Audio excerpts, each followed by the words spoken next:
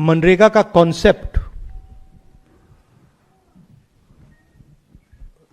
गरीबों को अधिकार देने का कॉन्सेप्ट था। सोच ये थी कि हिंदुस्तान में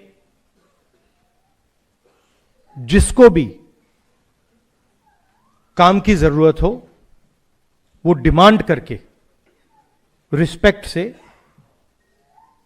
उसे काम मिले।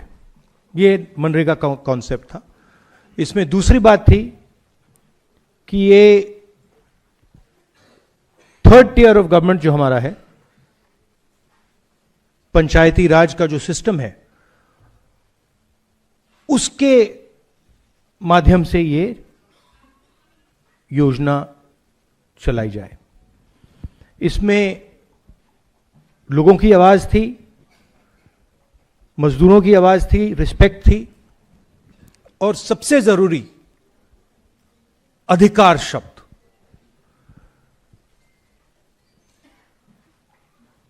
हर गरीब व्यक्ति को इस योजना ने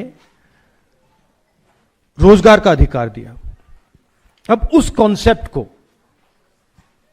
नरेंद्र मोदी जी और बीजेपी खत्म करना चाहते हैं।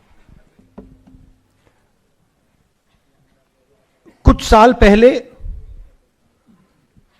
उन्होंने किसानों पर आक्रमण किया था, काले कानून लाए, मगर किसानों ने उनको रोक दिया। मुझे याद है पार्लियामेंट में और सड़कों पे किसानों ने नरेंद्र मोदी पर दबाव डालकर, हम सब ने नरेंद्र मोदी और सरकार पर दबाव डालकर उस कानून को, उन कानूनों को रद्द कर दिया।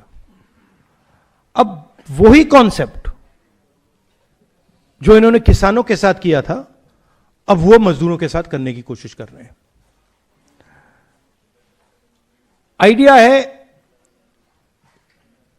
कि दिल्ली की सरकार डिसाइड करेगी कहां जाएगा पैसा, कितना पैसा जाएगा, कौन सी स्टेट को मिलेगा, कौन सी डिस्ट्रिक्ट्स को मिलेगा। बीजेपी वाले स्टेट्स को ज्यादा पैसा जाएगा, ऑपोजिशन वाले स्टेट्स को कम जाएगा, और वो डिसाइड करेंगे किसको किस तरीके की मजदूरी चाहिए और वो इंप्लीमेंट करेंगे सेंट्रलाइज तरीके से। अधिकार खत्म कर दिया।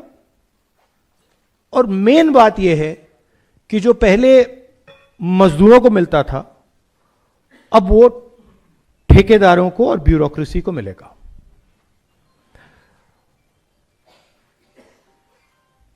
सारी की सारी योजनाएं जो बीजेपी की हैं, इनका लक्ष्य इसी लाइन पे होता है।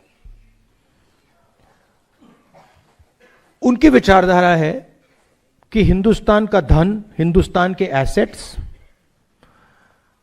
चुने हुए लोगों के हाथ में हो, वो डिसाइड करें, वो देश को चलाएं, पूरा का पूरा धन उनके हाथों में चला जाए, और गरीब लोग जो हैं, और उसमें ज्यादातर हमारे दलित, आदिवासी, ओबीसी, इस वर्ग के लोग हैं, ये अमीरों पर, अदानी अंबानी जैसे लोगों पर फुली डिपेंडेंट हो जाए और इनकी बात माने, और अगर नहीं माने तो भूखे मर जाए। ये इनका हिंदुस्तान का मॉडल है।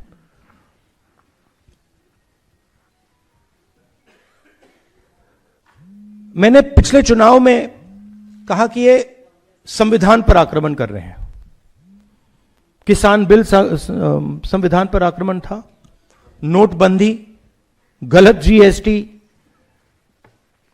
और अब ये, इसका नए लॉ का नाम क्या है, मैं नाम ही नहीं जानता इसका, क्या है, ग्राम जी क्या है, ग्राम जी पता नहीं क्या,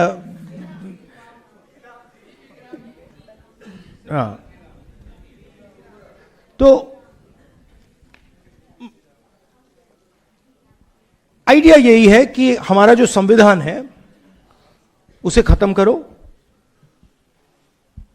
वन मैन वन वोट का जो कॉन्सेप्ट है उसे खत्म करो, लोकतंत्र को खत्म करो।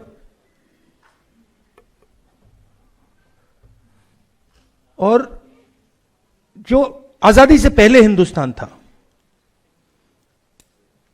जहां पे एक व्यक्ति, राजा महाराजा, एक व्यक्ति पूरा डिसाइड करता था, सारे के सारे एसेट्स उनके हाथ में हुआ करते थे और जो भी वो करना चाहते थे वो करते थे, वैसा हिंदुस्तान वो फिर से लाना चाहते हैं।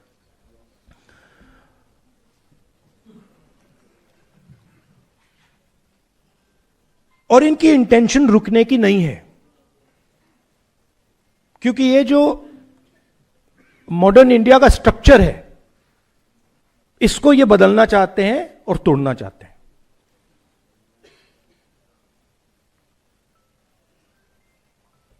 एक ही तरीका है इनको रोकने का, और मजदूरों को किसानों ने रास्ता दिखाया है।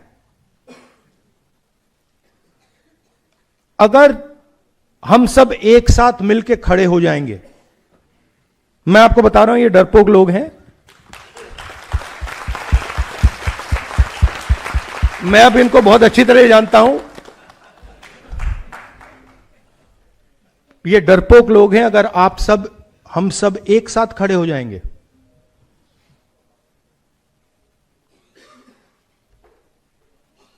आप मनरेगा नाम देना चाहोगे या कोई और नाम देना चाहोगे? आप डिसाइड करोगे उस योजना का नाम क्या होगा, कैसे बनेगी, कहां चलेगी, कब तक चलेगी, कितने घंटे चलेगी। मगर ये मैंने कहा, मगर एक दूसरी बात ही कह देता हूं, अगर एक कमी है तो यूनिटी की कमी है।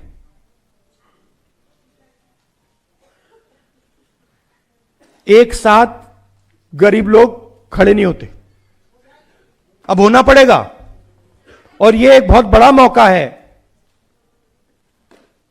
मनरेगा का जो आंदोलन है, यह बहुत बड़ा मौका है कि हिंदुस्तान के सारे गरीब लोग जो आइडिया ऑफ इंडिया के कॉन्सेप्ट में बिलीव करते हैं, कॉन्स्टिट्यूशन में बिलीव करते हैं, लोकतंत्र में बिलीव करते हैं, कि हम अगर एक साथ खड़े हो जाएंगे, मोदी जी पीछे हट जाएंगे और फिर से मनरेगा चालू हो जाएगा। आप सब, आप दूर दूर से आए, दिल से आपका धन्यवाद करना चाहता हूं। और जो संदीप ने कहा, जहां भी कांग्रेस पार्टी देश के मजदूरों के साथ खड़ी हो सकती है, वहां आपको कांग्रेस पार्टी खड़ी हुई मिलेगी। धन्यवाद।